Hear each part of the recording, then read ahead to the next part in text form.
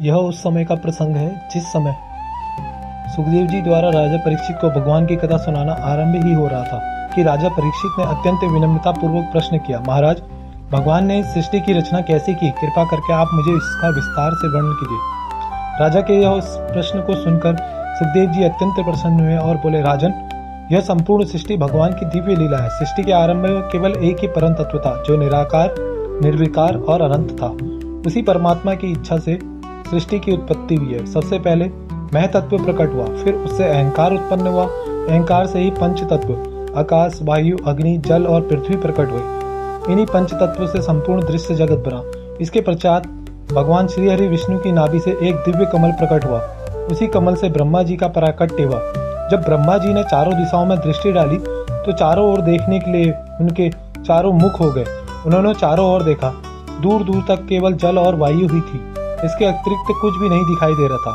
तब ब्रह्मा जी ने विचार करने लगे, मैं कौन हूँ? मेरा जन्म किससे हुआ है? मेरे जन्मदाता कौन है? उसी समय आकाशवाणी हुई, तप करो, तप करो, तप करो ब्रह्मा जी। तब ब्रह्मा जी तपस्या में लीन हो गए। आत्मचिंतन करते हुए उन्होंने हजारों वर्षों तक कठोर तप किया। दीर्घ तपस्या के पश्चात भगवान ने उन्हें 4 श्लोकों के माध्यम से उपदेश दिया। भगवान बोले, हे ब्रह्मा, मैं तुम्हें अपने स्वरूप का ज्ञान करा रहा हूँ, ध्यान पूर्वक सुनो। सृष्टि के आदि में केवल मैं ही मैं था, मेरे अतिरिक्त कुछ भी नहीं था। ब्रह्मा जी ने पूछा, यदि आपके अतिरिक्त कुछ भी नहीं था तो यह संसार कैसे बना? भगवान बोले, उस समय ना तो सत था ना सत्य, ना स्थूल था ना सूक्ष्म, ना कारण था ना कार्य, केवल मैं ही था और मैं ही था। ब्रह्मा जी ने पुनः पूछा, तो फिर यह संसार कैसे रचा गया? भगवान ने कहा, जब मैं अकेला ही था तो बनाने वाला भी मैं ही था और बनने वाला भी मैं ही था। फिर भगवान ने ब्रह्मा जी से कहा, हे ब्रह्मा, मेरी माया की सहायता से तुम सृष्टि की रचना करो। मेरी यह माया अद्भुत है। यह जो सत्य है उसे छिपा देती है और जो असत्य है उसे सत्य प्रतीत कराती है। इसके बाद सुखदेव जी ने राजा परीक्षित कहा, हे परीक्षित, इस संसार में जो भी कार्य दिखाई देते हैं उनके 2 कारण हैं, एक निमित्त कारण, दूसरा उपादान कारण।